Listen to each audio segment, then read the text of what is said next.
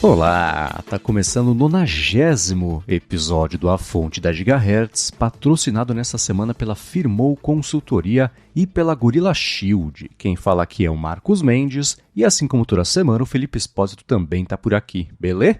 Tudo certo, Marcos. E aí, como é que vai? Tudo bem, feliz da vida, porque ontem o Oscar não acabou, eram 2 da manhã, como geralmente acontece, começou acho que 1 hora mais cedo, né? Foi relativamente curto.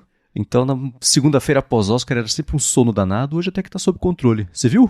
Eu acabei não assistindo, eu acompanhei só pela internet, pelos comentaristas, mas eu vi que o Tim Cook não saiu muito feliz com esse Oscar, né? Pois é, o Killers of the Flower Moon é tipo Better Call Saul, né? Um monte de indicação, levou nada. Better Call Saul recebeu, ao longo da série, sei lá, tipo 50 indicações, nunca levou uma de Emmy, né? Tô falando. E o Killers of the Flower Moon ontem, das 13 indicações, levou 0 pra casa. Foi uma surpresa em especial de melhor atriz, né? Que o pessoal achava que a Lily Gladstone ia levar. Não levou, acabou levando a Emma Stone pelo Poor Things, que até comentei no Threads outro dia. É muito bom, vale muito ver. Pra quem é iniciado em tipo David Lynch, assim, umas coisas meio malucas e vamos ver um filme e pra onde ele levar, vamos aí. Eu achei um excelente filme, mas Killers of the Flower Moon zerou. Pois é, não só isso, mas Napoleão também concorreu, né? E também não levou. Killers of the Flower Moon levou em 10 categorias. Teve ali, né, várias delas, a edição, cinematografia, as roupas, né, o figurino, música. Melhor filme também concorreu e nada, nenhuma. Napoleão também concorreu em produção, figurino, efeitos visuais e nada. Então, apesar da Apple ter chegado a concorrer no Oscar, esse ano ela não conseguiu levar um Oscar sequer. Pois é, né? É, e é isso aí. Foram 13 não de Killers, mas de Killers com Napoleão. Napoleão foram 3. E eu não sei se você chegou a ver esses filmes, não. Não, eu ainda não assisti. Tá. Eu achei até Killers of the Flower Moon melhor do que Oppenheimer. Melhor é aquela coisa subjetivo, né? Pra cada um, etc. Então, me entreteve mais do que Oppenheimer. Mas mesmo assim, eu acho que os dois, assim, é engraçado que eu acho que o Oppenheimer ganhou de melhor edição. Falei, cara, o filme de 3 horas não teve edição, né? Mesmo Killers of the Flower Moon, 3 horas e 40, sei lá quanto que é.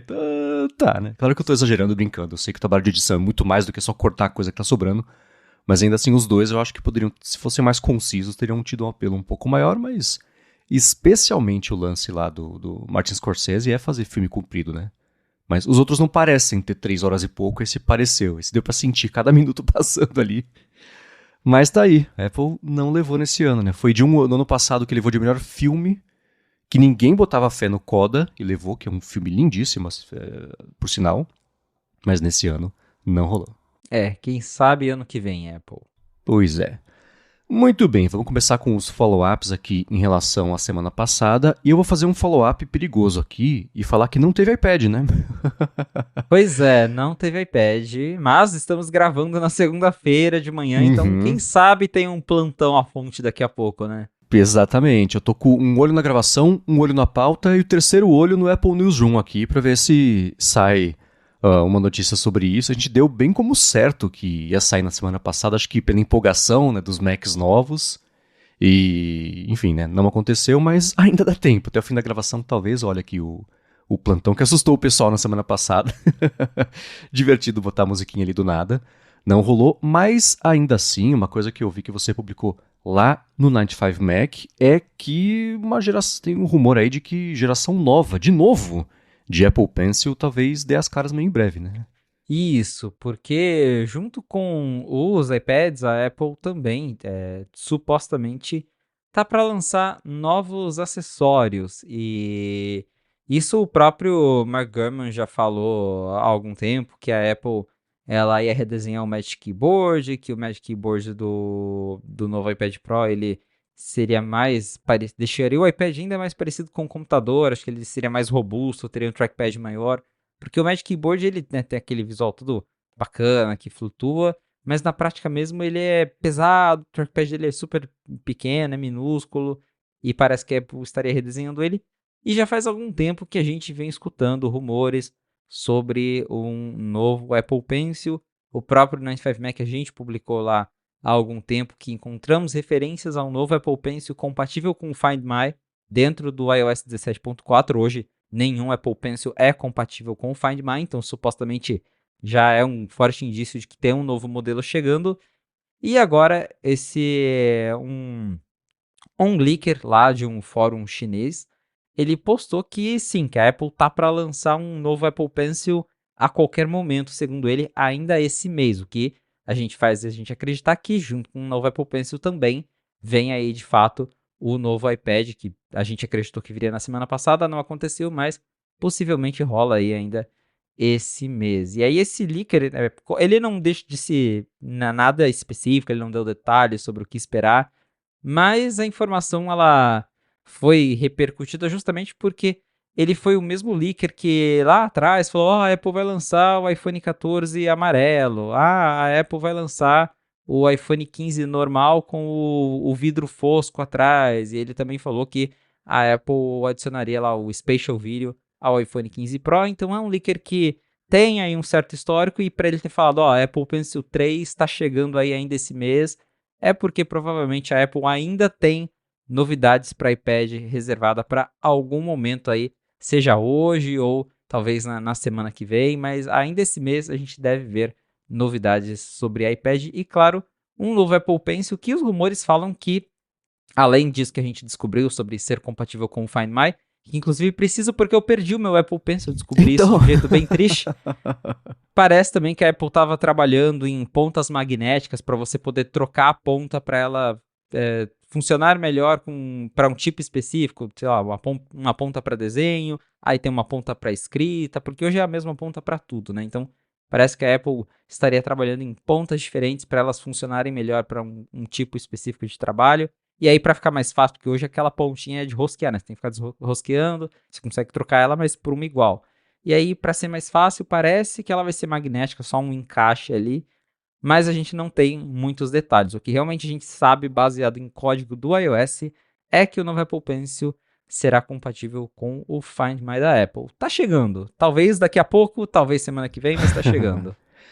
Eu até cacei aqui, porque no ano passado teve mesmo de última hora, lá antes de sair o Apple Pencil, um rumor de que iam ser pontas intercambiáveis, magnéticas, mas quem vazou daquela vez foi a pessoa que é conhecida como Majin Buu nas redes sociais, não sei se é no Twitter, e dessa vez não, quem falou sobre isso foi um outro usuário com outro nome, como é que é?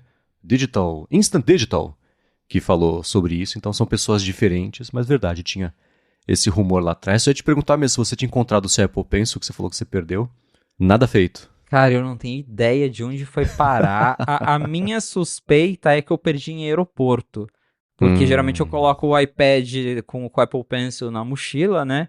Mas cheguei no aeroporto, você tem que tirar, e tira correndo e coloca de volta na mochila.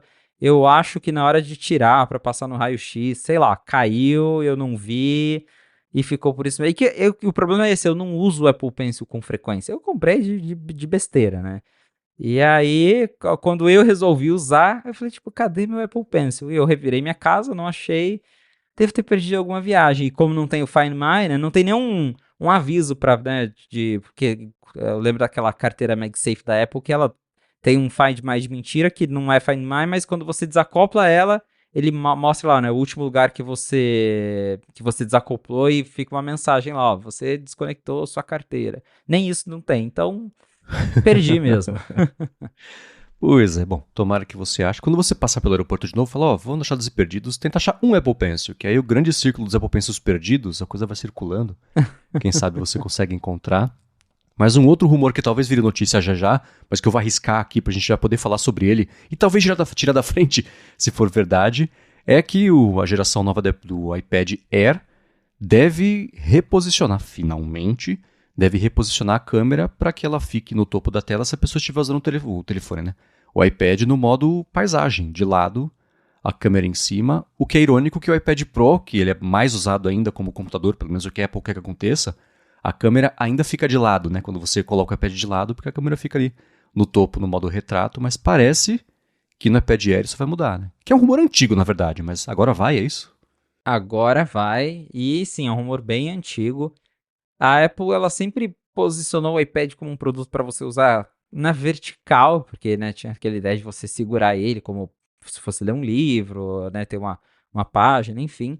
Só que com o iPad Pro as coisas mudaram, veio o tecladinho da Apple, aí você sempre tem a Apple divulgando o iPad como um computador, tanto é que quando você está com o Magic Keyboard, o logo da Apple no teclado, ele é posicionado na horizontal, então fica mais parecido com o MacBook. Mas o iPad em si ainda, ele sozinho, ele é todo pensado para o uso na vertical e a câmera ainda está ali em cima quando você está segurando o iPad nessa posição. Só que isso resulta em um problema que muita gente reclama, que eu inclusive acho estranho, que é você fazer videochamada e aí você tá olhando para a tela, só que você não tá olhando para a câmera, fica aquela coisa esquisita. Aí se você olha para a câmera, a pessoa que tá te vendo na videochamada vê você olhando para o lado, então não fica uma coisa legal. A Apple até tentou fazer aquele sistema lá que corrige o seu olhar, né? Tenta mudar ali o olho para parecer que você tá sempre olhando direto para a tela, mas é um negócio meio esquisito. E a Apple resolveu isso no iPad 10, né? No iPad Frankensteinzinho, no iPad nada, iPad Boy, que a gente tem vários nomes para ele. E isso foi resolvido, porque o iPad 10 ele tem a câmera na horizontal, ele realmente já foi feito, pensado para isso. Então, quando você está com o iPad na horizontal, ali no tecladinho, ou mesmo segurando na mão, a câmera fica em cima na horizontal, na posição que a gente tem já em praticamente todo laptop. E aí a gente se perguntava, quando é que isso vai chegar no iPad Air, no iPad Pro? E, claro, muitas especulações sobre por que, que a Apple lançou outros iPads. Na época, ela até lançou junto do iPad 10, ela lançou o iPad Pro M2 e ele não veio com a câmera ali em cima. Uma das especulações era que ali onde estaria a câmera no iPad 10, a Apple não conseguiu colocar no iPad Pro, porque, enfim, tem aquele carregador do Apple Pencil, a base, os ímãs por trás, então a Apple teria que mexer em tudo isso. E, enfim, na época não rolou, mas parece que agora vai, porque primeiro, se a gente voltar lá um tempo atrás, a gente publicou no 95Mac que encontramos um código novo ali no setup do iPadOS que fala, durante a configuração, coloque seu iPad em modo landscape e com a câmera posicionada no topo da tela. Então o próprio código já sugere que pelo menos o iPad Pro vai ganhar a câmera ali em cima, e agora a gente tem esse outro rumor que também vem do Instant Digital, que é esse mesmo leaker que vazou o iPhone 14 amarelo, que acabou de vazar também sobre o Apple Pencil. Ele falou, o iPad Air também vai ganhar a câmera posicionada ali na horizontal para melhorar as videochamadas, para ficar mais natural. Então, acredito que vai rolar uma unificação, que a Apple deu um jeito ali de reorganizar as coisas, de mudar os ímãs de lugar, alguma coisa ela fez, mas que ela vai conseguir colocar a câmera ali, que eu acho ótimo, porque realmente eu nem gosto de fazer FaceTime no meu iPad, porque fica muito esquisito, porque bem o que eu comentei, ou você olha para a pessoa, olha para a câmera e aí você tá olhando pro lado, ou você tá olhando para a tela e fica uma coisa super esquisita, não é tão natural, não é tão confortável assim de usar o iPad para fazer videochamada. E agora parece que tanto o novo iPad Air e o novo iPad Pro, eles terão a câmera posicionada na horizontal, confirmando de vez o que a Apple vem tentando aí, vender a ideia de iPad como computador. Então agora, mais do que nunca, ela vai se render e vai posicionar eles como produtos para serem usados na horizontal. Eu tava caçando aqui no meu histórico, desde janeiro do ano passado, fiz 7 chamadas de vídeo de FaceTime. Áudio tudo bem, né? Tipo ligação telefônica. Mas e você costuma fazer bastante, né? Faz parte de um hábito de dia a dia seu, me parece, fazer FaceTimes Sim, com os eu faço amigos, sei lá, né? bastante. Então, né? É curioso isso porque, ainda mais no bom, eu tenho um iPad encostado aqui que virou da Lari, na verdade. Ela fez uso capião dele aqui. Mas eu não me lembro de ter feito, assim, FaceTime dele, não é exatamente um grande problema. Mas é muito curioso, né? Pensar como a linha tá bagunçada. Eu nem lembrava que o iPad nada tava com a câmera, eu vou chamar de no lugar certo, né? Por causa do que você acabou de explicar. Então, vamos ver se isso vai rolar. Se não, na semana que vem a gente faz a mesma coisa. Arrisca de falar do iPad novo, que vai ter mais humor, óbvio. E fica de olho aqui no site da Apple para ver se rola. Uma coisa que rolou na semana passada foi o lançamento do MacBook Air com o chip M3.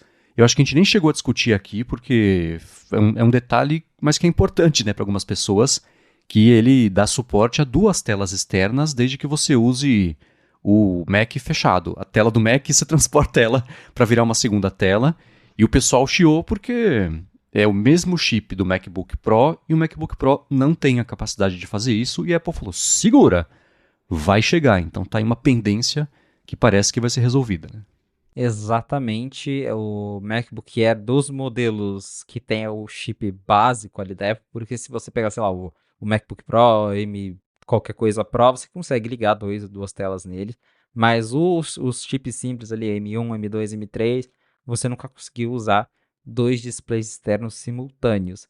E aí no MacBook Air dá, mas tem essa pegadinha, é só quando você desliga a tela do próprio MacBook, aí você consegue usar dois monitores grandes. É melhor do que nada, né? Essa parece ser uma limitação ali, talvez relacionada à forma como a arquitetura lida com os displays externos, e a Apple ainda está tentando, né, resolver ali, contornar essa situação de alguma forma.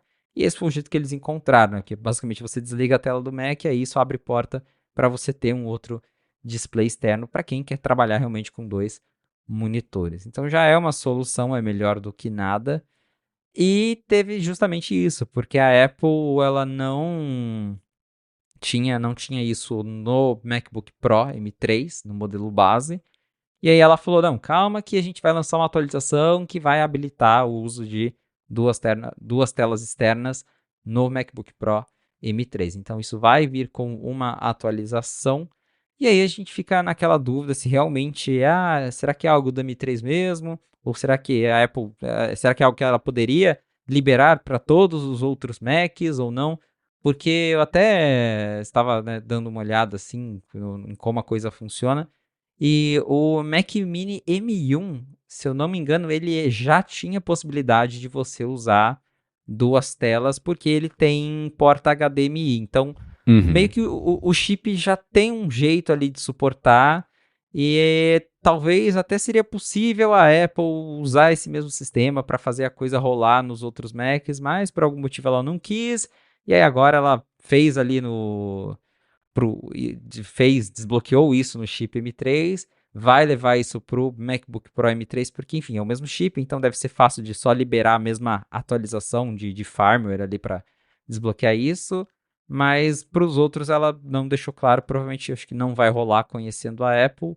Mas tá aí, se você tem um MacBook Pro M3, se você comprou o modelo base, em breve você poderá usar duas telas ligadas, desde que você feche a tampa do seu MacBook. Uhum. E uma coisa também que o pessoal percebeu é que o SSD desse modelo tem velocidades mais rápidas do que dos modelos anteriores, né? E teve. Sempre que sai Mac novo, o pessoal faz essa medição que percebe, a Apple está usando, sei lá, está oferecendo 512 de espaço, mas na verdade são dois drives de SSD de 256, e a velocidade teve ano que caiu, teve que subiu, que é a parte de velocidade de gravação e de leitura, né? E parece que dessa vez melhorou. E aí voltou a ser mais rápido, ou é mais rápido em comparação com a versão anterior, né? Exato. Isso do SSD, a gente até chegou a comentar na época, a gente especulou quais seriam os motivos da Apple ter deixado mais lento, que na verdade, assim, para resumir como que funciona para quem ainda não é familiarizado com isso. O SSD geralmente ele é composto por vários SSDs, né? Vários chips que viram ali uma coisa só. Então, normalmente você tem lá um MacBook com 256 GB, ou até um iPhone. Ele, na verdade, ele tem dois chips de 128 que juntos formam 256. E o sistema, quando você junta esses SSD, ele acaba entregando uma velocidade maior de transferência, porque daí você tem dois SSDs trabalhando ao mesmo tempo. É igual o núcleo de processador, né? Você tem mais núcleo, você consegue dividir as tarefas, então você não sobrecarrega uma coisa só e aí você acaba tendo mais velocidade. Com SSD é a mesma coisa. Se você tem dois chips de 128 formando um SSD de 256, você consegue dividir as coisas e aí a velocidade de transferência acaba sendo maior do que você ter só um chip de 256. Por algum motivo, lá no MacBook Air M1 já era assim. Você tinha lá o modelo 256, que eram feitos com dois chips de 128. Por algum motivo, a Apple mudou isso no MacBook Air M2 e ele tinha apenas uma memória de 256 GB. E isso diminuiu a velocidade do SSD. Isso deixou a velocidade de transferência mais lenta, repercutiu muito na época. Ela não fez isso só com o Air, ela fez isso com todos os Macs de entrada. O MacBook Pro de entrada na época também teve essa mesma redução. Então, isso acabou aí afetando vários Macs. E a gente, né, especulou se era um corte de custo ou se provavelmente a Apple estava com problema de fornecimento dos SSD e por isso ela optou por usar só um de 256 ao invés de usar dois de 128 por questão de fornecimento. E tanto é que agora parece que ela voltou atrás e o MacBook Air M3 tem 2 chips de 128 para formar o SSD de 256 e isso levou a velocidade de transferência de novo mais para cima. Então o SSD do MacBook Air M3 é mais rápido do que o SSD na linha M2. Tem até aqui a comparação. Para a velocidade de escrita, o MacBook Air M3 ele passa dos 2 GB por segundo, né? Aqui tem 2.108 MB por segundo, enquanto o MacBook Air de 256 GB, o MacBook Air M2, ele bate ali 1.500 MB, né? 1 GB e meio de velocidade de escrita. Então, a velocidade de leitura também aumentou bastante. Foi aí de também algo em torno de 1.500 megas para 2.880 megas por segundo. Então, é uma melhoria de 33% mais rápido para quem transfere arquivos grandes. Isso acaba contando bastante. E aí é curioso, porque justamente e a matéria aqui do 95 Mac que o Chance escreveu, ele até nota que essa velocidade do M3 é bem parecida até em alguns momentos chega a passar a velocidade do SSD que a Apple usava lá no MacBook Air M1. Então, basicamente, ela voltou ao que ela já tinha na linha M1, que por algum motivo que me parece que poderia ser mesmo relacionado à questão de fornecimento, porque ela voltou atrás, né? Talvez a coisa até normalizada. Ela falou, vamos voltar a usar os 2 chips e tá aí. MacBook Air M3, apesar de que o próprio chip M3 não tem lá assim tantos avanços em termos de desempenho bruto comparado ao M2, tem um SSD mais rápido para a galera que ficou chateada aqui no Air M2. A Apple tinha pecado nesse aspecto. Isso eu acho que em computadores mais Pro fazem mais diferença do que um de mais de uso de dia a dia, que o tamanho dos arquivos não é tão gigantesco e você não fica dependendo de concluir a transferência de um drive para colocar para lá, para voltar, etc., para conseguir acessar um arquivo grande de vídeo e editar. Tudo bem que dá para fazer isso num Air, mas acho que são públicos um pouco diferentes, né? Curioso que aqui vai fazer diferença, mas justamente para um público que talvez não perceba ou nem dê tanto valor ainda para essa diferença. Então vamos ver se isso se reproduz também nas linhas aí Pro mais para frente.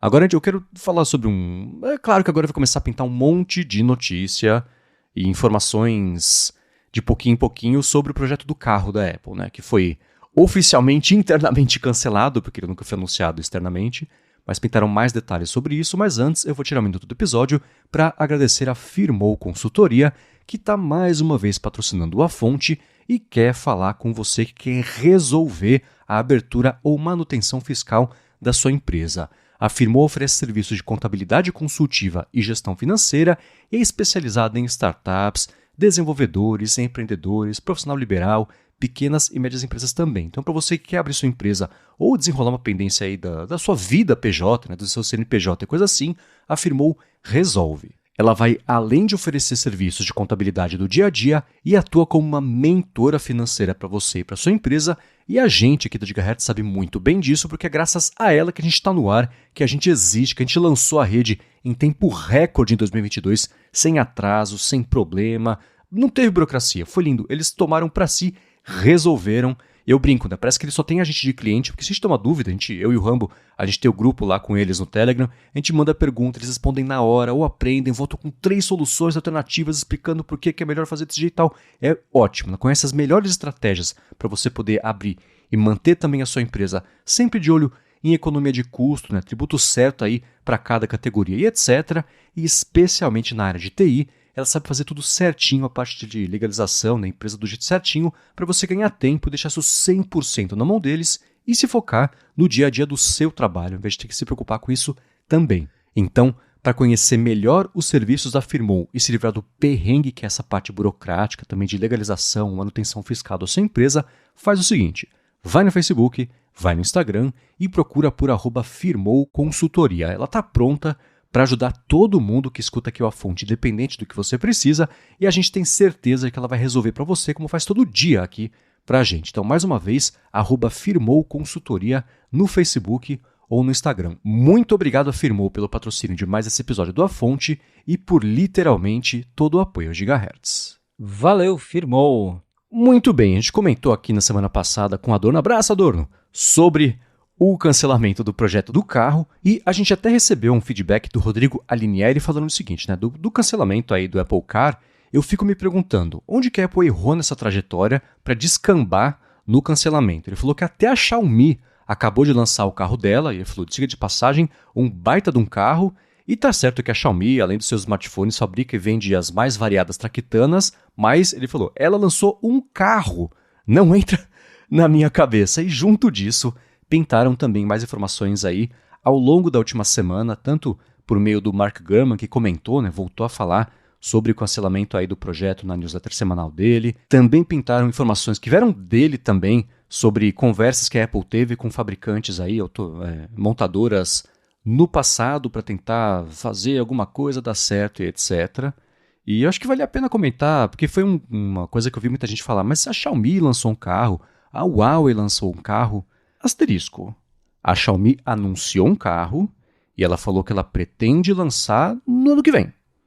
E você olha os detalhes do carro, tem muitos superlativos que falam sobre a Xiaomi, que falam sobre ecossistema e etc, mas as partes mais específicas mesmo ficam um pouquinho ali para escanteio. Claro que talvez na hora que ela for lançar de verdade, essas coisas venham mais aqui para a superfície, a gente fique sabendo, é que nem quando a Apple anunciou o Vision Pro, versus quando foi lançar, que pintaram mais coisas específicas. E a gente comentou na semana passada sobre como esse segmento de carros elétricos está meio saturado 10 anos depois que a Apple resolveu fazer o projeto, né? O Felipe até comentou no fim de semana que você vê um monte de carro elétrico chinês aí rodando, né? Sim, nossa, eu tenho visto cada vez mais carros elétricos chineses por aqui, porque eles, né, estão chegando com preços um pouco mais competitivos do que... todo carro hoje em dia é caro no Brasil, né? Mas eles estão chegando com preços bem mais competitivos do que outros carros, inclusive carros que são montados aqui no Brasil. Então, até brinquei no Threads. Parece que agora vai. Aqui mesmo em São José, acho que eu até comentei semana passada, tem um monte de carro dessa BYD que vai abrir até, não sei se já tem, mas que ia abrir uma fábrica na Bahia, então vai investir muito aqui, a gente vai ver cada vez mais, né? Ela tem feito um trabalho muito grande para colocar eu não sei os termos, tá? Acho que são as concessionárias dela, no interior de São Paulo principalmente, fez parceria para fornecer carro para a prefeitura. Então aqui, eu acho que todos os carros da polícia e tipo, eles chamam de agentes da mobilidade aqui, tipo o CET daqui, é tudo da BYD. É curioso, né? Então eles estão comendo pelas beiradas mesmo. E eu acho que a BYD, ela é a Xiaomi dos carros. Antes a Tesla era um pouquinho, né? Porque ela se colocava ali naquele lance premium, etc. Mas a BYD tá mais próximo disso. E o próprio Rodrigo falou, né? A Xiaomi faz tudo. Então ela fazer um carro também, ok, ela faz aspirador, faz ar-condicionado. O lance dela é esse. E o Gurman até comentou sobre essa parte mais de negócio do segmento de carros, que ele falou, tem até mesmo o lance do custo, etc. Mas o tempo foi passando, ficou... Os carros entraram no mercado de computadores, né? Não foi o contrário. A Apple percebeu essa aproximação e resolveu investigar, fazer um carro. O trabalho dela é basicamente esse. Ele até falou que esse projeto custou 1 bilhão por ano, então foram mais ou menos 10 bilhões aí que ela... Não vou falar desperdiçou, porque tem coisas que a gente vai ver em produtos que vão ter saído aí desse projeto do carro, mesmo que ela nunca anuncie isso, é natural, né? Descobre uma coisa aqui, adota para o resto da linha, mas ainda assim o mercado deu mesmo essa saturada e hoje, se ela fosse lançar uma coisa que há 10 anos ela planejou que ia ser muito especial, hoje não ia ser. Todo mundo, entre aspas, fornece basicamente a mesma coisa. Então, se ela não consegue contribuir com alguma coisa significativa para o mercado, como fez com telefones, né? O pré e pós de iPhone é óbvio, né? Como fez com tablets, apesar de que tablet ainda é basicamente o mercado de iPad, com o Samsung Tab comendo por fora, e a Amazon, eu existo, e só, né? Relógio também, né? Quem que usava relógio inteligente antes? Se hoje é nicho, antes era mais nicho ainda, e toda a parte de interface de relógio, tudo bem que nos últimos 2 anos melhorou e evoluiu, especialmente o Google, mas tipo tudo Apple Watch, né? Então, o carro, para ela fazer alguma coisa que ia fazer um impacto gigantesco no mercado, ia ter que ser muito caro, né? E o Gurman fala, a Apple fez essas coisas em outros mercados. Tá, mas a elasticidade de você cobrar um telefone, o que hoje lá fora reclamam que é $1.000, quando a média era 200, 100, né? Se você transportar isso para carro, não é a mesma coisa. Né? A elasticidade para comprar carro, tá, quem paga muito caro em carro é um nicho do nicho do nicho, que é todo mundo que trabalha na Apple. Todo mundo lá tem carrão. Mas não é a galera, né? Então tem uma diferença muito grande. Ela é exponencialmente maior nesse mercado de carros versus os outros eletrônicos todos que a Apple coloca, inclusive Vision Pro, né? Que o pessoal até hoje fala, $3.500, projetos para um carro, ia custar 200 paus. Um que ia ser mais bonito e uma experiência mais legal do que os outros, mas literalmente a que custo e não sei onde que o negócio desse ia emplacar. Mundo inteiro, certamente não. Estados Unidos, alguns pedaços. Compensa? Acho que não. Califórnia, né? É o mundinho da Apple. Ia pegar na Califórnia. Mas, primeiro que, como você bem pontuou, o Vision Pro que custa ali 3.500, ela já tem dificuldade de vender, já é nicho, e até agora ela só conseguiu lançar isso em um país, imagina um carro, né? Então a logística disso seria já bem complicada. E sobre a pergunta aqui de, a Xiaomi fez, tal marca fez, eu acho que uma grande diferença dessas marcas para a Apple é que essas marcas elas têm subsidiárias. Tipo a Samsung, por exemplo, que a gente até brincou, tipo a Samsung faz tanque de guerra, mas não é a Samsung Electronics que faz o Galaxy S23 que faz o tanque de guerra. A Samsung ela tem uma empresa separada que opera num prédio separado, com um time separado, com um CEO separado que cuida lá do tanque, que tem a Samsung que tem a divisão de TVs, que não é a mesma divisão de celular, que não é a mesma divisão que faz os computadores dela. E a Xiaomi acho que é a mesma coisa, ela tem várias divisões, que tem a divisão que faz aquelas coisas de casa, robô, tem a divisão dos celulares, e para essas empresas acho que acaba sendo mais fácil investir nesses projetos justamente porque eles não atrapalham a empresa, porque eles são uma coisa 100% independente. Eles estão lá fazendo o negócio deles, se der certo deu, mas eles também não vão afetar outras coisas da empresa. A Apple ela não trabalha assim. Tudo que a Apple faz hoje é a Apple que faz, é a mesma Apple com as mesmas pessoas, os mesmos engenheiros, os mesmos executivos. E tanto que a gente até, com o Adorno aqui, abraço o Adorno, que a gente até falou, cara, a Apple com o Vision Pro ela já se estabanou toda ano passado, porque é justamente isso. Era toda hora, o time tal vai ter que parar de fazer isso porque tem que dar atenção pro Vision OS. E o time tal vai ter que parar agora de cuidar do iOS porque o Vision OS está atrasado, porque o hardware do Apple Vision Pro precisa de mais atenção. Aí chega o lançamento de iPhone, não, agora tem que parar de dar atenção pro Mac porque o iPhone precisa de atenção. Então é uma empresa só tentando fazer tudo. A Apple não opera com esse modelo de uma subsidiária cuida do iPhone, uma cuida de Vision Pro. É a mesma Apple, com as mesmas pessoas. Então acho que se a Apple, né, no caso, tentou fazer o carro, talvez um dos motivos que não deu certo é justamente esse, porque era o mesmo time, a mesma Apple que tinha que cuidar do iPhone, do iPad, do Mac, também estava lá tentando fazer um carro, e aí as coisas acabam se complicando ali, principalmente porque o carro, entre ter que escolher entregar o próximo iPhone, que é o produto que dá dinheiro de verdade para a Apple, e fazer o carro, a Apple ia optar por fazer o próximo iPhone, e a gente viu aí o resultado. O carro da Apple não deu certo. E aí veio essa reportagem bem densa do Gurman, detalhando mais sobre o que a Apple tentou, o que ela não conseguiu. Na verdade, ela não conseguiu nada, né? Que no fim das contas o carro não deu certo. Mas ele detalhou aí várias coisas interessantes que a gente ainda não tinha conhecimento, como por exemplo, que a Apple ela chegou a negociar uma parceria com a Mercedes, porque a gente tinha escutado que a Apple tentou, considerou comprar a Tesla, conversou com o Elon Musk, e aí não deu certo. Mas, segundo o Gurman, a Apple chegou a avançar num acordo com a Mercedes para construir um carro, né, o que a gente chamava de Apple Car. E parece que as duas chegaram a trabalhar por meses nesse projeto. Só que aí chegou, né, uma hora em que a Mercedes chegou para a Apple e falou: escuta, a gente vai vender, vai fazer o carro de vocês, só que a gente também quer vender uma Mercedes com a marca Mercedes e usando o sistema autônomo da Apple que a Apple estava fazendo para o carro dela. Aí a Apple acho que não gostou muito da ideia, e os executivos conversaram ali entre eles e falaram: ó, o que a gente viu até agora aqui com a Mercedes, acho que dá pra gente fazer o nosso sem precisar deles. E aí essa parceria não foi mais pra frente. O Gurman também falou que a Apple chegou a conversar com a Ford para vender os carros da Apple, né, o Apple Car, com aquela marca Lincoln, que é da Ford, que é uma marca de SUVs mais luxuosos que a Ford tem, mas também parece que isso não passou de algumas reuniões.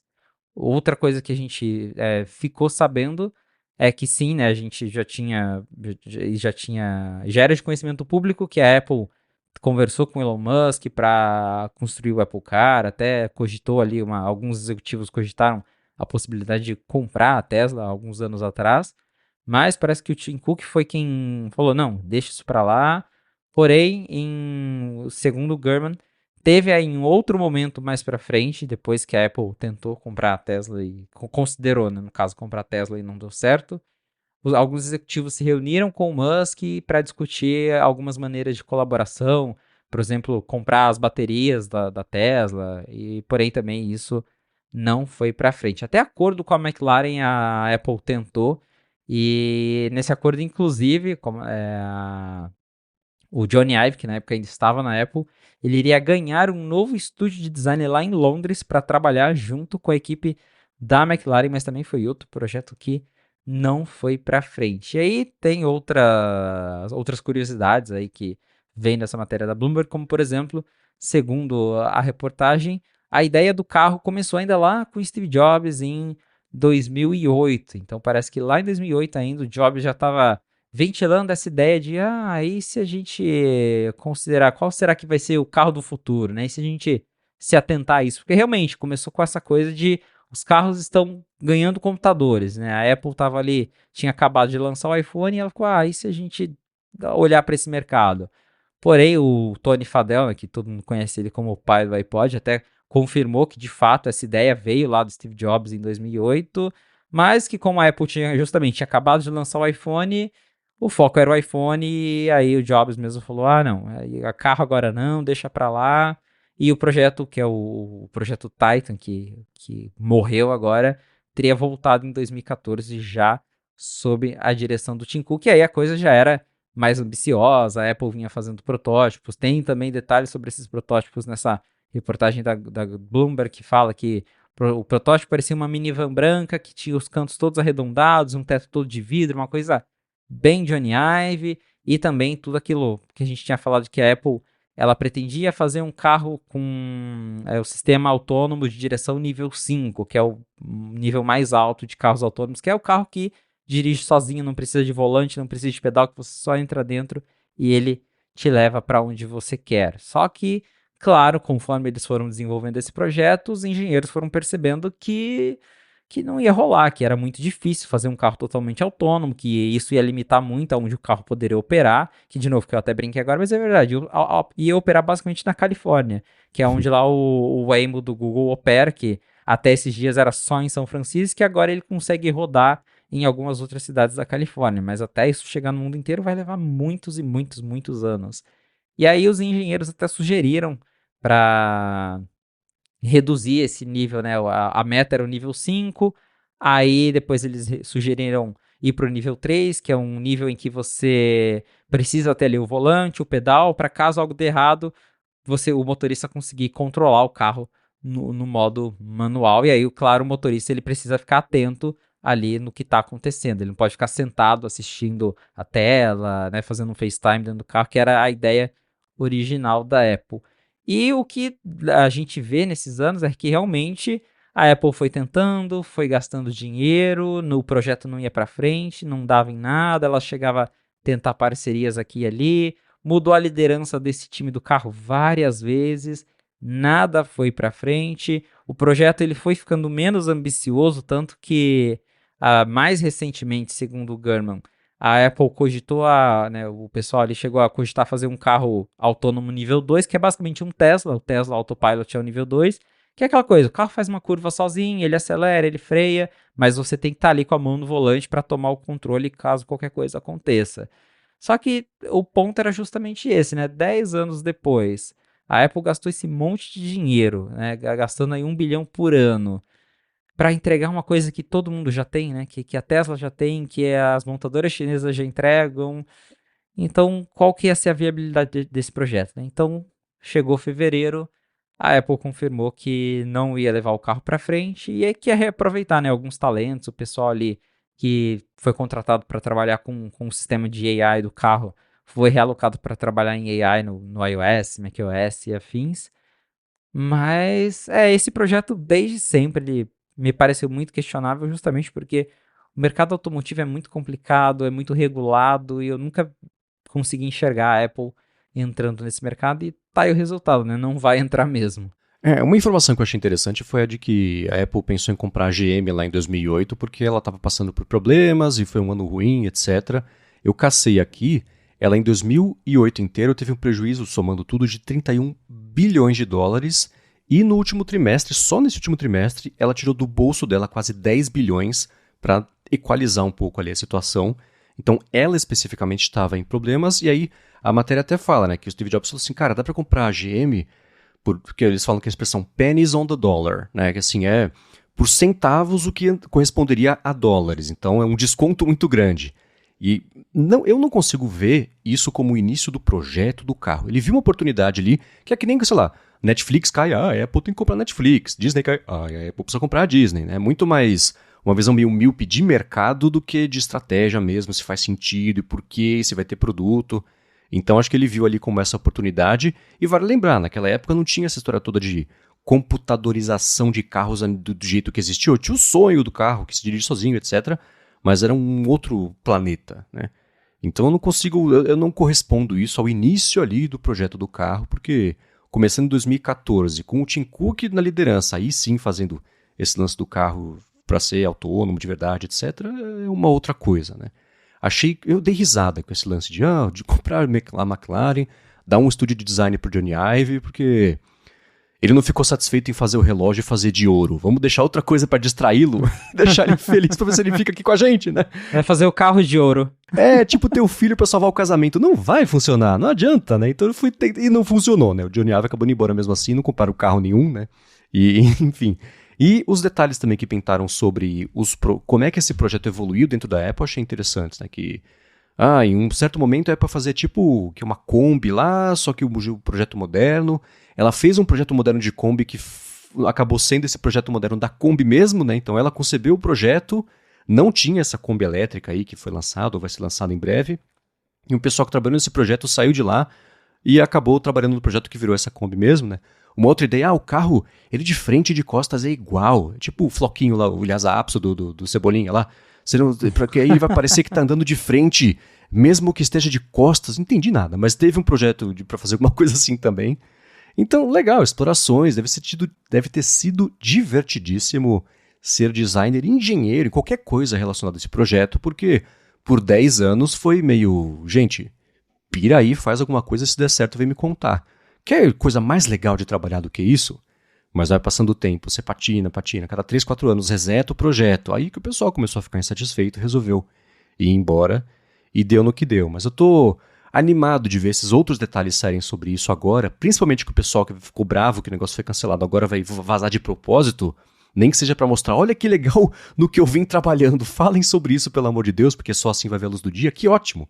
A gente vai ficar sabendo sobre isso e vai discutir, e é claro que eu vou deixar na descrição do episódio os links para essas matérias, porque tem informações bem interessantes a respeito disso tudo. Agora, uma coisa que também virou notícia que a gente vinha comentando foi que a Apple mudou algumas regras de como é que vai se comportar todo o lance da Europa, a lei de mercados digitais, etc.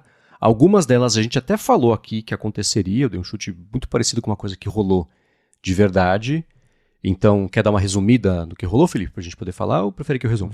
Vamos lá, então. Vamos lá. A gente já vinha discutindo há bastante tempo sobre União Europeia, as novas regras do DMA, que agora o DMA está em vigor, a Apple já lançou o iOS 17.4, e chegamos a comentar que a União Europeia já estava ali investigando a Apple, porque os termos da Apple, eles foram ali bem questionados por vários desenvolvedores, várias empresas falaram, olha, a Apple, ela diz que está fazendo mudanças, mas essas mudanças não são suficientes, essas mudanças elas não promovem a competição, elas são injustas. E aí a União Europeia falou, tá, a gente vai dar uma olhada aqui e se precisar a gente vai para cima da Apple. E aí o resultado disso é que a Apple já promoveu algumas mudanças bem interessantes, o que dá para ver que, como o nosso amigo Adorno brinca, que o Tim Cook tem medo sim da União Europeia, né? Que o negócio com eles não é brincadeira. A primeira mudança que vale destacar aqui é que agora a Apple está facilitando que os desenvolvedores voltem atrás caso eles optem pelo novo formato. Porque até então, se você quisesse lançar o seu marketplace ou simplesmente adotar lá aquele novo contrato que você paga uma comissão menor para a Apple, você não poderia voltar atrás. Então, uma vez que você abandonou a App Store, né, vamos dizer assim, você não poderia voltar atrás, não poderia voltar para os termos antigos da Apple. E isso foi bem questionado, até porque às vezes, como que o desenvolvedor vai, né, fazer esse teste de, deixa eu ver como é que funciona nesse modelo, se ele for bom eu continuo, se não for bom eu volto para o da Apple. Até então, nas regras originais, não teria como você voltar atrás. E essa foi uma das mudanças. Agora a Apple diz que você pode sim voltar para os termos antigos, os termos originais da App Store, caso o desenvolvedor queira, caso ele não esteja satisfeito com o novo modelo, com a comissão reduzida, ou para operar ali fora da loja, pagando aquela Core Technology Fee. Essa foi uma das mudanças. Que eu falei que ia acontecer, hein? Essa eu chutei. É Eu falei que ela ia verdade. voltar atrás, até pra depois ter argumento de falar, tá vendo? Só um monte saiu, um monte voltou. Tá vendo como não presta? Porque a gente fez não prestar. Mas ainda assim, essa eu chutei que ia acontecer. Exatamente. E outra que mudou também foi a exigência da carta de 1 milhão de euros em crédito, porque até então, se você quisesse lançar um marketplace, uma App Store alternativa, você precisava chegar com uma carta de 1 milhão em crédito para provar que você teria recursos e condições de manter uma loja, de prover o suporte. E isso, claro, acabava limitando e muito quem poderia lançar um marketplace. Basicamente, ficaria só para quem tem uma grande empresa, para grandes nomes, né? A gente fala aí Microsoft, a própria Epic, que tem vários desdobramentos aí envolvendo a Epic também. E aí a Apple deu uma flexibilizada. Então agora a carta é só uma das opções. Porém, segundo a Apple, se você já for um desenvolvedor publicando aplicativos para as plataformas Apple nos últimos 2 anos, e ela fala aqui, né, good standing, ou seja, se você for um bom desenvolvedor, né, nos termos da Apple, se você é um desenvolvedor bonzinho, que não tenta desafiar a Apple, tá aí já há 2 anos com os seus aplicativos. Se você não é o Spotify, basicamente, ou a Epic, A gente vai falar disso.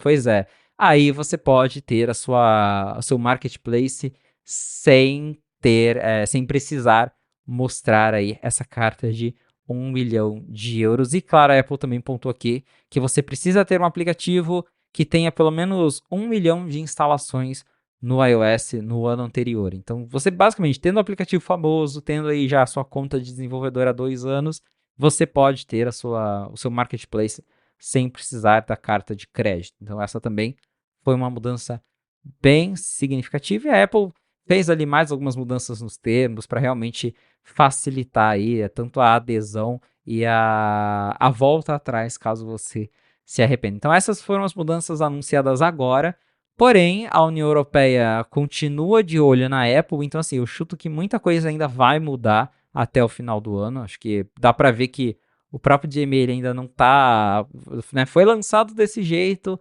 mas está em constante mudança, a Europa ainda está olhando as coisas, principalmente porque tem gente grande reclamando do Gmail até agora, do Gmail não, né, de como a Apple está lidando com o Gmail, e acho que o maior exemplo disso é a Epic. Assim, pra quem só escutou a fonte, na semana passada a Epic Games tinha uma conta lá na Suécia que ela tinha feito pra vender jogos, e nessa semana essa conta existe. Mas entre uma coisa e outra, o que aconteceu foi que a Apple baniu essa conta, porque o Tim Sweeney, que é o CEO da Epic, a gente vai reduzir muito aqui o assunto para depois desmembrar um pouco, mas que o Tim Sweeney xingou a Apple no Twitter, a Apple falou, então daqui essa conta, e tirou, né? Tudo isso é documentado até que o Phil Schiller, que é o cara, eles estão usando o Phil Schiller tipo a carta trunfo nessas relações, assim, e aquelas cartas, para quem já tinha visto as coisas antigas da Apple escritas pelo Schiller, você lê essas cartas novas, é claro que foram feitas por ele, porque só ele tem até o direito, não o direito, mas assim, lá dentro, ele que tem não sei, a aprovação para falar desse jeito que é mais abrasivo, que é meio babaca, que força um pouco a barra, distorce um pouco para defender o ponto da Apple. Alguém desconhecido de PR que fizesse isso ia levar uma puxão de orelha. Mas o Phil Schiller, entre muitas aspas, pode lá dentro. Então ele tem feito isso. Então as cartas que têm saído, dá muito para saber quando é ele. Então o que aconteceu? A Epic Games teve a conta dela mesmo banida lá atrás, né, por conta do todo o lance do Fortnite, etc. E ela tinha anunciado aí, logo depois da Apple falar do DMA, de lojas paralelas, que ela tinha criado uma espécie de nova empresa com sede na Suécia para lançar a loja dela de aplicativos no iOS.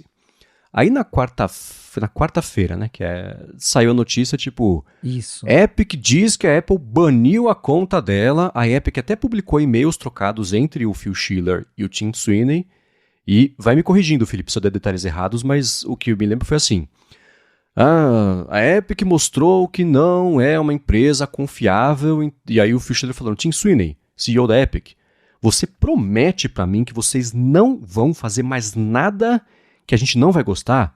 O Tim Sweeney falou assim, prometo. O Fischer falou, não acredito, tá banida a conta mesmo assim. Ele falou, mas cara, o que mais você quer?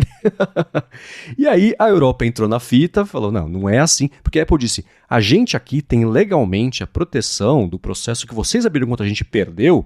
A juíza falou, a Apple tem o direito de banir a Epic ou qualquer outra coisa que vocês criem relacionados a vocês por qualquer motivo que a gente queira. Vocês compraram briga, perderam, agora é assim. A Europa falou, tá, mas não pode fazer de refém, tá? Vamos lá. Aí, nessa conversa, nesse vai e vem, acho que foi na quinta-feira ou na sexta-feira, a Apple restabeleceu silenciosamente essa conta aí, que é a sua conta sueca da Epic Games, para que ela volte a poder lançar aplicativos na loja do jeito que ela quiser, etc. Mas esses são os erros estratégicos não forçados que eu acho que a Apple comete quando o assunto é regra e coisa de App Store, etc., porque ela não precisava ter mais essa dor de cabeça para ela. Foi um tiro no pé enorme num momento que não está propício para ela fazer nada disso, né? E pior ainda é ela tomar essa atitude dura e voltar atrás. Porque em tão pouco tempo, intervalo de 2 dias, o negócio virou de ponta cabeça 2 vezes, que já era inesperado ela ter banido a conta. Então, eu não sei se o Schiller precisa fazer terapia, se precisam dar um hobby para ele, compra a McLaren e dá para ele, e aí deixa ele ocupado, porque essas atitudes eu acho que elas não estão ajudando em nada o caso que a Apple precisa fazer para si mesma, para não piorar a situação que já não está muito bacana para ela. Né?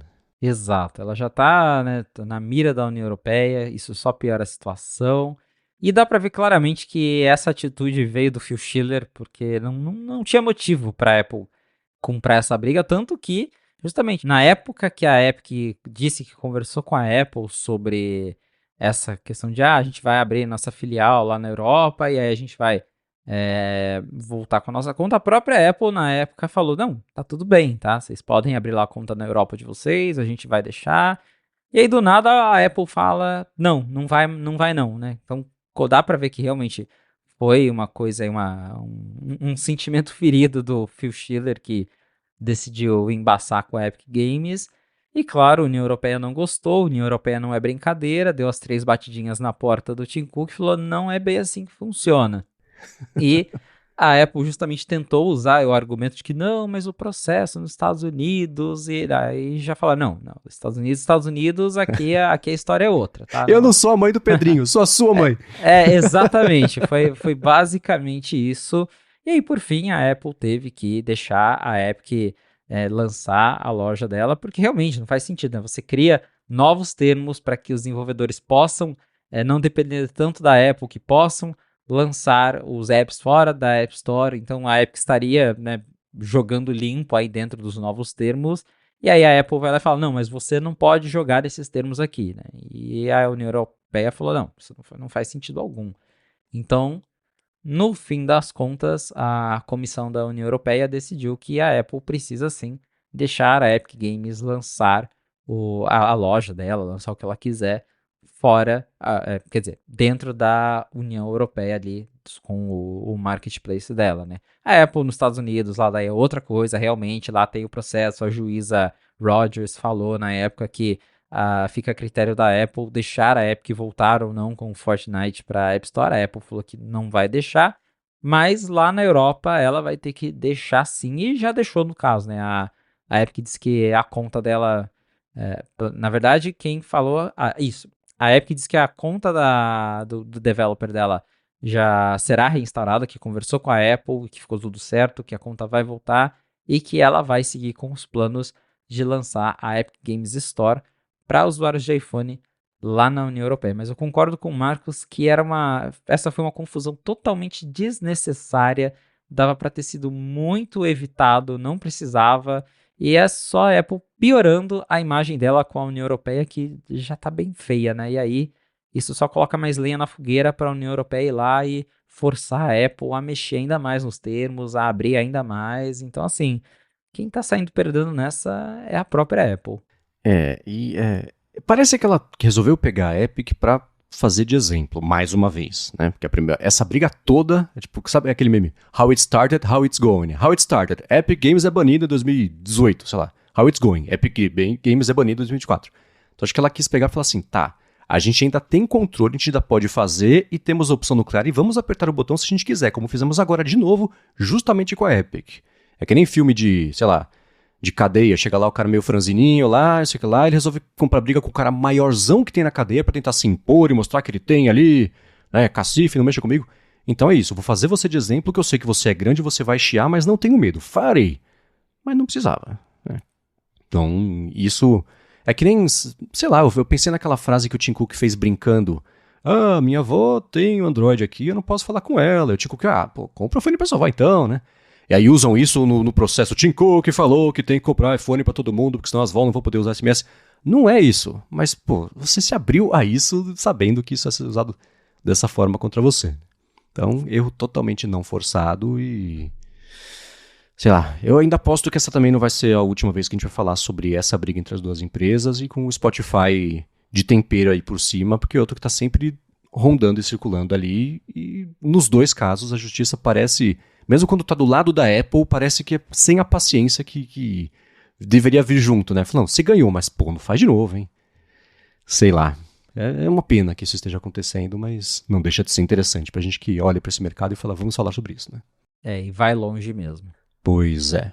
Agora, falando de coisa boa, como diriam na TV aberta, pintou um monte de update, quero saber um pouquinho mais a respeito deles, dos sistemas todos da Apple, quais são os que trouxeram recursos de verdade, quais são as correções de bug, mas antes de falar sobre isso, eu vou agradecer a Gorilla Shield, que está mais uma vez patrocinando aqui o A Fonte, ela é nova parceira da Gigahertz, e segue só nesse mês oferecendo 10% de desconto para você que entrar lá, fizer a sua compra e usar o cupom GHZ. No link aqui na descrição, já é direto para aplicar o cupom quando você fizer a compra, então você pode passar aqui na descrição, clica, dá uma espiadinha por lá. A Gorilla Shield tem ou G-Shield, né, para os íntimos, tem um monte de acessórios que eu tenho usado, alguns que eles mandaram para eu testar, para eu falar aqui aos pouquinhos eu vou fazer isso. Por enquanto, todos que eu testei são de qualidade, tem capa, tem película, isso vai não só para iPhone, mas para uma infinidade aí de modelos de telefones, cabo, carregador também. Lá você encontra acessório para notebook, tem adaptador, tem pop socket, tem mochila, tem copo térmico, tem um monte de coisa, vários suportes aí para carro e etc. E aliás, um dos produtos que eles mandaram para eu testar, eu falei semana passada sobre aquele apoio que tem para notebook, né? Para ele vale um pouquinho, fica até um pouco mais ergonômico de usar. E um outro, esse que eu separei para falar aqui hoje, é um carregador 3 em 1 que eu achei muito legal. Ele é pequenininho assim, você carrega o Apple Watch, carrega o iPhone e carrega os seus AirPods, ele fechadinho, é como se fosse uma carteira que você abre, desenrola e fecha, e você vê as bobininhas, você vê todos os circuitos, é bonitinho mesmo. Eu vou deixar até o link na descrição aqui para você dar umas piadinhas também se você quiser. E o que eu achei mais legal, tem uma luzinha. Então é para você usar ali como, não é uma luz muito forte, de luz de cabeceira, um LEDzinho ali, tem um botão para você ligar e desligar. Esse eu usei por uns dias aqui, a Larissa estava precisando de um desses, já está usando, ela está adorando, ela nunca foi de usar carregador por indução, carregar, né, só tem que ficar parado, ela percebeu, você usa à noite, enquanto você for dormir, já está carregando ali, e ele tem um material bacaninha, gostosinho de pegar, e o mais legal é que ele é inteiro transparente, você vê as bobinas, isso eu acho o máximo, vale a pena dar umas piadinhas se você estiver atrás aí de um carregador, e a parte mais legal é essa, né, se você usar o cupom GHZ quando você for finalizar a sua compra, isso só durante o mês de março, você vai ter 10% de desconto, a partir do mês que vem o desconto vai ser menor, então aproveita, não perde dinheiro e tempo nesse caso aqui, então faz o seguinte, passa aqui na descrição, pega o link para conhecer a Gorilla Shield, e quando você for fazer sua compra tem esse desconto, ou então vai lá o link, né, gorillashield.com.br, não esquece de pôr o cupom GHZ no final da compra e pronto, garante o seu desconto. Muito obrigado a Gorilla Shield pelo apoio de mais esse episódio aqui do A Fonte e também a toda a Gigahertz. Valeu, Gorilla Shield! Muito bem, depois de parece que foram 1 bilhão de betas, eu nunca, nossa, não me lembro de quantas vezes teve tanto beta assim que uma versão saiu. Finalmente o iOS 10.4, o macOS Sonoma 10.4, o watchOS também, sai até para HomePod, atualização. No iOS tem funções do sistema, tem de aplicativos também, quero falar já sobre uma delas especificamente. Tirando a parte da Europa, afinal não moramos lá, o que mais chama atenção sobre esses updates todos, que vale a pena o pessoal atualizar? Por isso, o que é? Bom, tem novos emojis, então eu sei que muita gente gosta de emoji, então para essa galera, tanto o iOS 7.4, o macOS novo, o watchOS, adiciona vários novos emojis, então atualize lá que você já terá acesso a esses novos emojis no seu teclado. Tem umas melhorias no CarPlay e tem também várias correções de bug. Tem as transcrições no Apple Podcasts, porém ainda não está disponível em português, mas é para podcasts em inglês, espanhol, francês e alemão. Já tem as transcrições disponíveis com o 17.4. Tem algumas melhorias ali no Shazam embutido, a Apple diz que corrigiu vários bugs. Melhorias na Siri, que agora consegue ler mensagens em diferentes idiomas.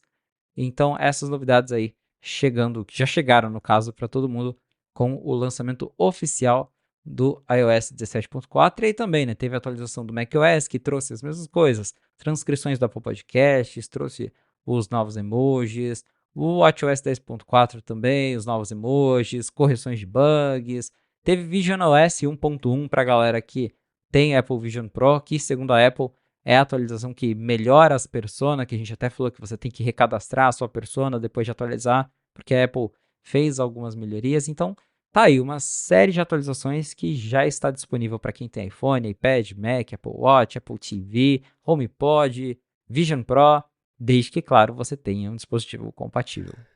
Uma que eu falei que ia comentar específico já é essa do Apple Podcasts. É muito legal que vai ter as transcrições agora direto ali. A parte chata é que não tem em português e tem um motivo, que rola é o seguinte, né?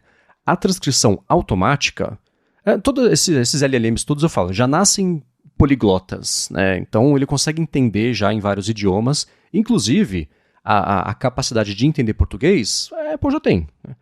A diferença é que, além da transcrição automática, também tem um jeito de você, se você quiser que tenha um podcast, você manda a sua própria transcrição do episódio para subir lá no sistema.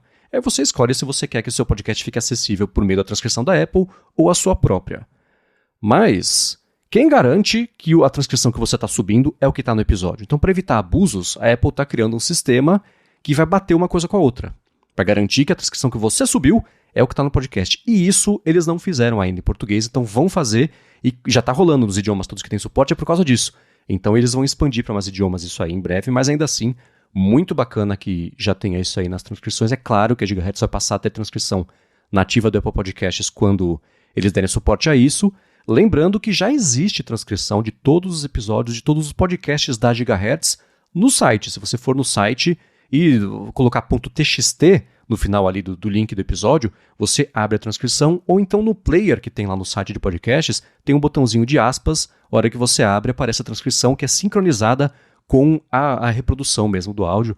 Isso o Rumble implementou com a ajuda ali das APIs da Whisper, né, da OpenAI, etc. Ficou super bacana, vale a pena dar uma espiadinha, tem busca também, é bem bacana. Mas, voltando ao assunto, né, tô devagando.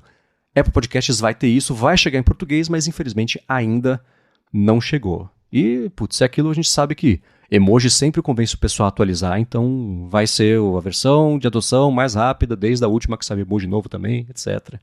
Então é meio por aí. Né? Exatamente, o pessoal gosta de emoji, não tem jeito. Pois é.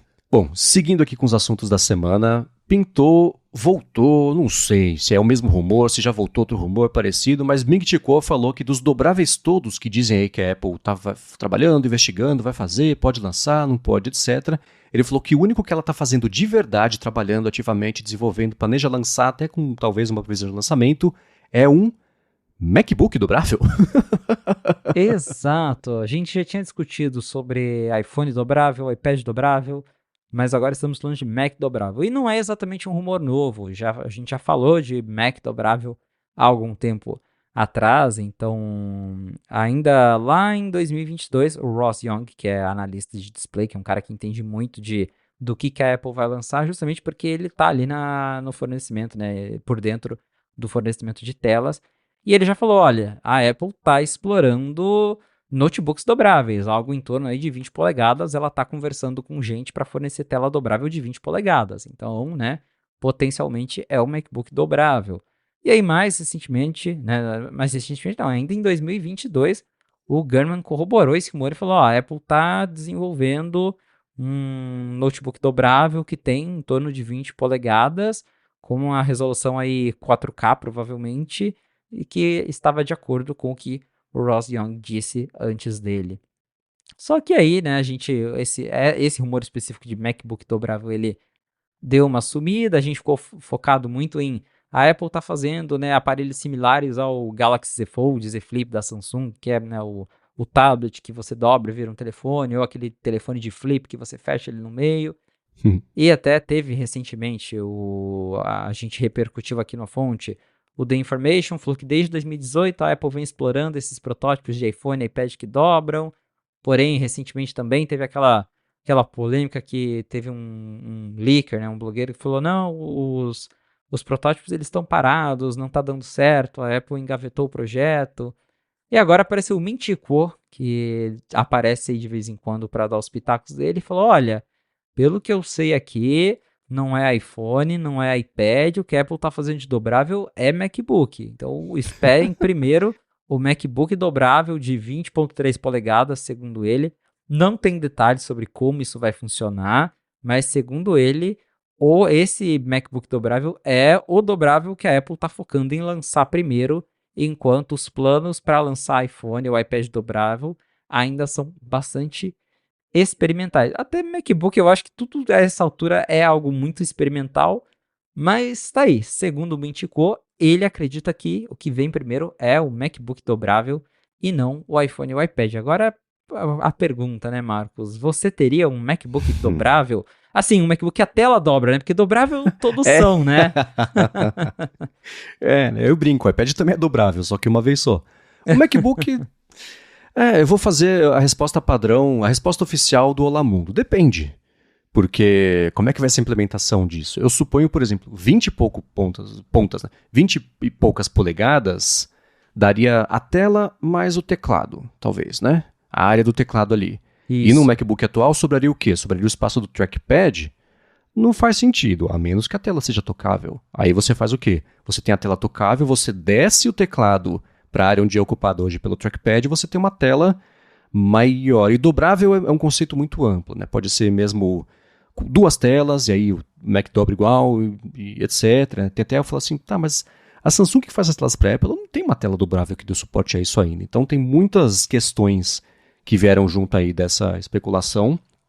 Eu lembro há 1 bilhão de anos, quando saiu um rumor de que a Apple... Rumor não, que a Apple tinha patenteado um sistema para dar feedback áptico e sensação de teclas num display. Tipo, ele ia enrugar para parecer um teclado e você ali por toque ia conseguir... Que, não sei, a minha experiência digitando mesmo no iPad, quando eu tentei adotar ali o iPad como a minha máquina de trabalho, etc., eu nasci sem o plugin de digitação em vidro. Até hoje eu não sei escrever no iPhone uma frase sem errar tudo. Se não fosse autocorreção, ia ser mais inteligível ainda o que eu escrevo, né? Então eu não consigo imaginar que seja uma coisa que vai ser só ali o teclado no vidro para você trabalhar e usar no dia a dia mesmo, etc. Pode ser uma questão geracional, pode ser que ele não seja para mim, é para geração nova que já telas já são o padrão e etc. Pode ser, né? Nem tudo tem que ser para todo mundo. Gosto da ideia porque eu gosto de ver coisas criativas no mercado. Mas a parte prática é aquilo que eu sempre penso. Está resolvendo o que exatamente mesmo? Né? Que é a mesma discussão que a gente tem, sobre tudo. Né? Então, fico curioso. Né? Tem, por exemplo, eu não lembro agora o nome de era um notebook bem fininho, que o teclado ele era físico, mas era só um painel. E a hora que você tocava, ele vibrava.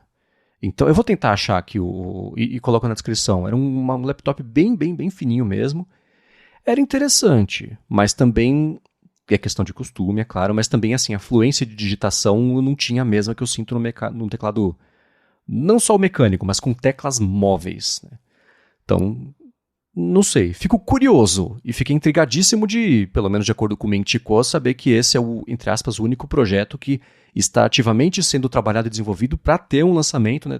Eles têm a linha de chegada, tem o plano para lançar, enquanto os outros são experimentos. Aí eu lembro, por exemplo, que a Apple resolveu fazer o iPad, viu que não ia dar certo, parou no meio, fez o iPhone e depois lançou o iPad. Pode se repetir a história aqui. Mas e você? Como é que você vê essa situação toda? Eu só fico imaginando que 20 polegadas é quase um iMac, né? O iMac de 20 polegadas, imagina você carregando o seu iMac por aí, né? Você dobrando ele e levando ele na rua. Mas o que passa pela minha cabeça realmente é uma tela que você consegue dobrar ela no formato de um laptop mesmo, mas que toda ela é touch, e quando ela tá no modo laptop, talvez você tenha um teclado virtual ali, né? Toda aquela área embaixo vira um teclado, que eu só consigo pensar na touch bar, que eu achava horrível de interagir com ela, porque não tinha os feedbacks táteis, né? Você esbarrava em coisa que você não queria. Eu também não gosto de digitar no meu iPad direto na tela dele, tanto que eu tenho o Magic Keyboard para isso. Então, assim, não sei se a Apple, né, vai inventar algo diferente, se essa tela terá usos específicos, como que isso vai funcionar. Eu fico curioso, é realmente curioso para ver o que a Apple está aprontando, mas hoje, olhando assim para essa ideia, eu também penso, tipo, tá, mas isso aí vai resolver o quê, né?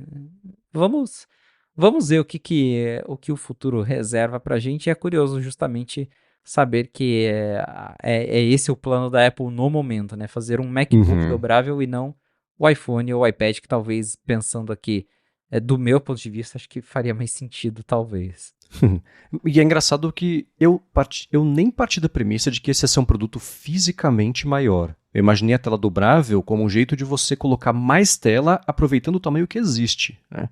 Então, e aí, por isso que eu falei de você empurrar, tirar o trackpad, empurrar o teclado para baixo e ele talvez ser uma coisa sensível ao toque, mas aproveitando a pegada, eles chamam de footprint, né, em inglês, o tamanho físico que ele ocupa hoje em dia na mesa de todo mundo, não uma coisa maior ainda.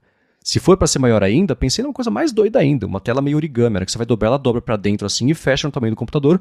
A hora que você abre, ela abre tipo o cartão de presente de aniversário, assim, que são umas dobrinhas e montam alguma coisa, porque não sei, ele dobrável, maior o tamanho físico dele, você mata o propósito do benefício dele ser dobrável, que ele ocupa menos espaço, né? Então ainda parto dessa premissa de que seria o tamanho que a gente conhece hoje, um jeito diferente de aproveitar a tela, expandindo ela para além desse frame que a gente conhece hoje, então seria a dobradiça e para baixo disso, então tem que dobrar, né? Então é interessante, e é claro que a gente quer saber de vocês, então gigahertz.fm/feedback, mandem pra gente o que vocês acham disso. Pra gente finalizar o episódio de hoje, tem mais um review, mais impressões, mais uma coisa que o Felipe recebeu. O Felipe tá cheio de recebidinhos, hein? Muito bacana pra gente poder falar aqui sobre isso. O que pipocou aí na sua casa essa semana? Pois é, dessa vez foram recebidos da Logitech e eles me mandaram a nova Logitech MX Brio. É uma webcam nova 4K que eles acabaram de lançar. Vai chegar no Brasil, inclusive ainda não tem data de lançamento, mas já começou a vender lá nos Estados Unidos. E eu tô testando essa câmera já faz alguns dias. A gente fala de webcam, para algumas pessoas é até estranho, né? Porque eu postei webcam e um pessoal veio reagindo nos meus stories, tipo, nossa, mas a galera ainda usa webcam, né? Ah, lembro quando eu usava webcam, sei lá quantos anos atrás. Só que hoje o cenário é outro, né? Essas webcams, elas ficaram mais avançadas e é focada num público, né? Geralmente público profissional, que faz muitas reuniões, trabalhando de casa principalmente, né? A pandemia trouxe, né, deixou em alta de novo as webcams, né? A gente aqui mesmo usa sempre para gravar o fonte entre a gente, então O nome é velho, né? Webcam. exato, o nome é meio É esquisito, né? tipo Webmaster. Lembra, sei lá, lembra MSN pra mim. Falou webcam, eu lembro de MSN. Mas a gente tá velho, hein? Mas eu venho testando essa webcam nova, que é a primeira da série MX da Logitech. Ele já tem, né, os teclados, o mouse da série MX. E essa é a primeira webcam da Logitech com o nome MX, que é a topo do topo de linha da Logitech. Eles dizem que é a melhor webcam que eles já lançaram até hoje, a mais avançada. E ela tem um sensor maior, ela tem abertura 2.0, ela é uma câmera ultra-wide com um ângulo de visão de 90 graus. Por ser 4K, ela consegue dar um zoom digital de 4 vezes e ainda te cropar num frame 1080 e manter uma qualidade muito boa. E aí, né, testando aí nos últimos dias, eu gostei bastante do que eu vi, a qualidade dela é realmente muito boa. É bem melhor que a qualidade da webcam padrão do MacBook, que é uma webcam 1080.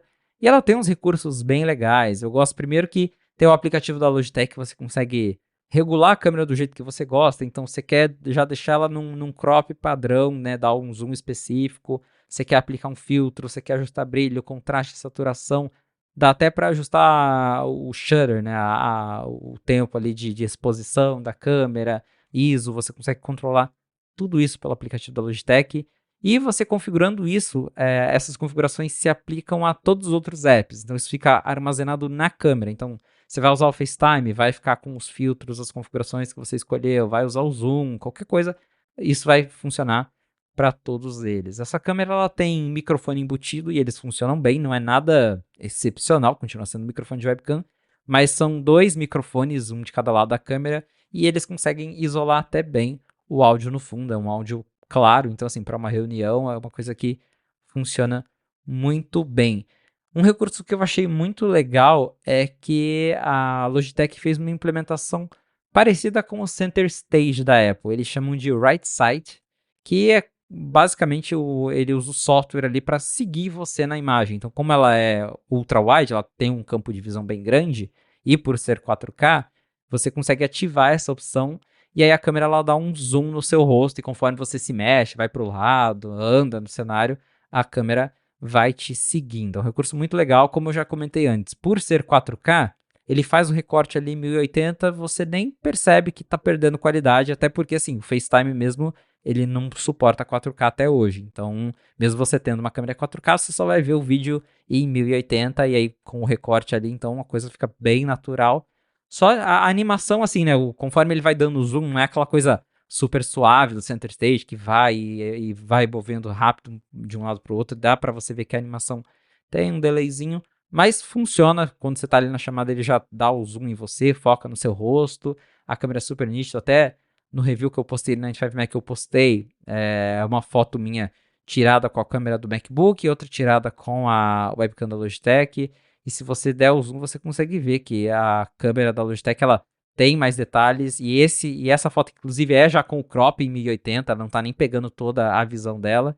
Então, mesmo recortando em 1080, ela ainda tem muito mais detalhes do que a webcam embutida do MacBook, reforçando, né, o microfone eu gostei bastante, usando aí mesmo com as luzes apagadas, num cenário mais escuro, ela também mantém uma qualidade bem satisfatória, sem muitos ruídos, e pensando na questão de privacidade, ela tem um protetor que você consegue só girar ali a coroa em volta da lente, aí você fecha a lente, então, né, mesmo que ela esteja conectada, você realmente fecha ali para ninguém conseguir ver o que está rolando, caso aconteça alguma brecha de alguém acessar a sua webcam, você só simplesmente fecha ali e ela fica tampada, não tem como ver o que está acontecendo.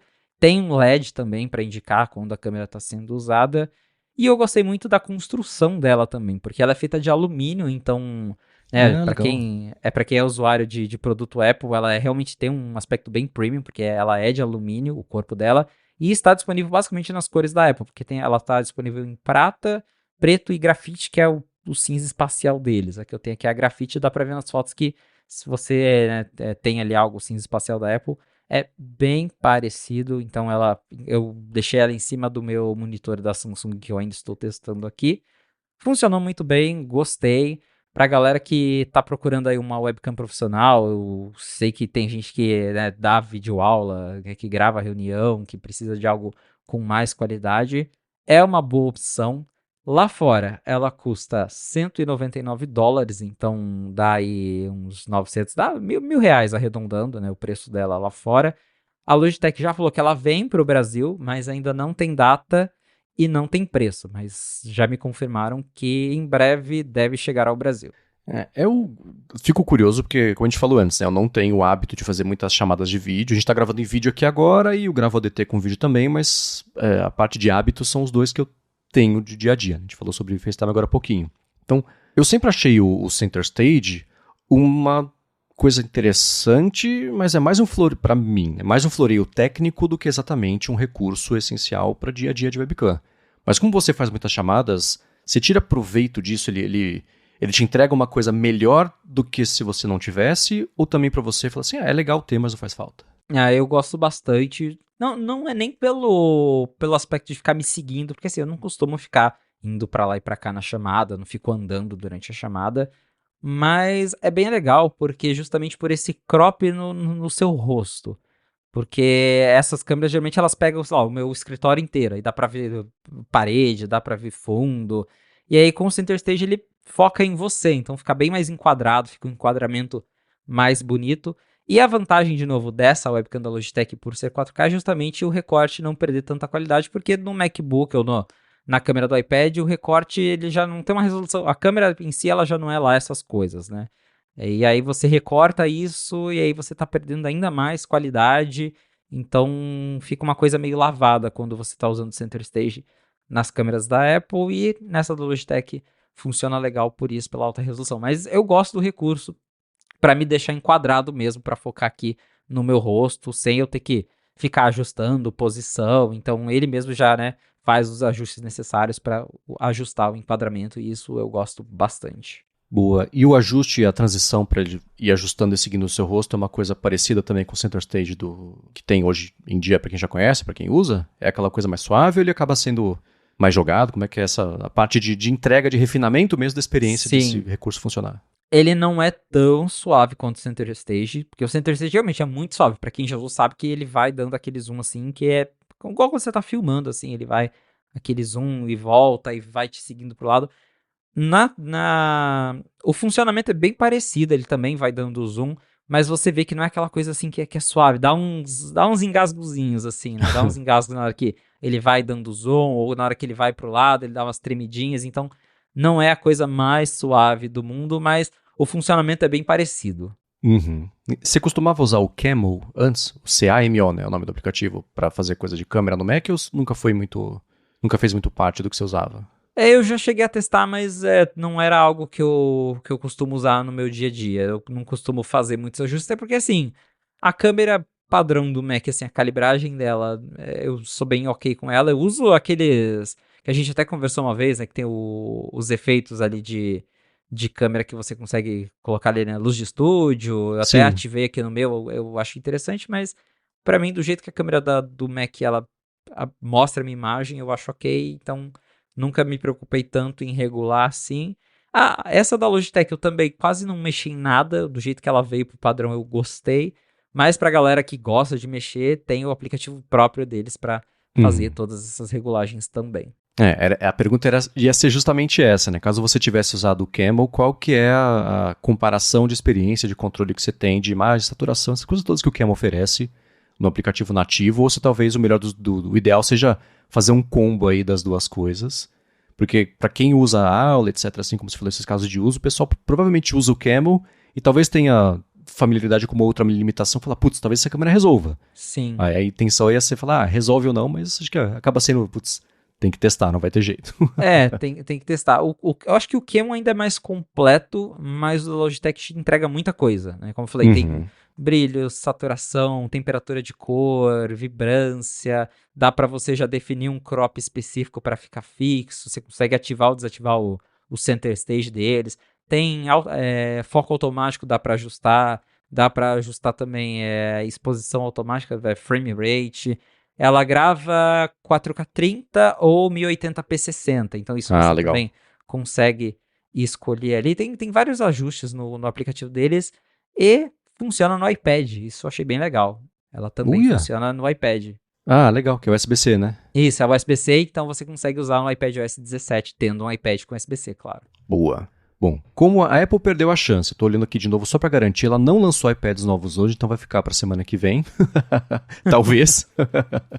Enquanto isso não acontece, para achar os links do que a gente comentou ao longo do episódio, vai em gigahertz.fm/afonte/90 ou dar mais piada nas notas aqui do episódio. Eu quero agradecer a Gorilla Shield e também a Firmou Consultoria pelo patrocínio do episódio de hoje, a vocês que ajudam a manter a Fonte vivo com recomendações, com reviews, com corações, estrelinhas. Obrigado a todo mundo que ajuda a fazer isso. E a você, Felipe, por quando não está fazendo seus vlogs aí pelo mundo, ajuda a gente. Tô brincando, você participa mesmo quando você viaja, mas ajuda a gente a entender aqui o que está acontecendo no mundo da Apple. Valeu, Marcos, e obrigado, audiência, por ter ficado com a gente até o final de mais um episódio do A Fonte. Se você quiser me encontrar nas redes sociais pra gente bater um papo, é só me procurar no @felipe.exposito, lá no Instagram e no Threads. E claro, como o Marcos notou, tem vlog também disponível lá no YouTube, é só procurar por Felipe Expósito. Boa, para me achar sou MVC Mendes nessas redes, apresento aqui na Gigahertz a área de trabalho com a Bia Cunza toda quarta-feira e área de transferência com o Gustavo Faria e também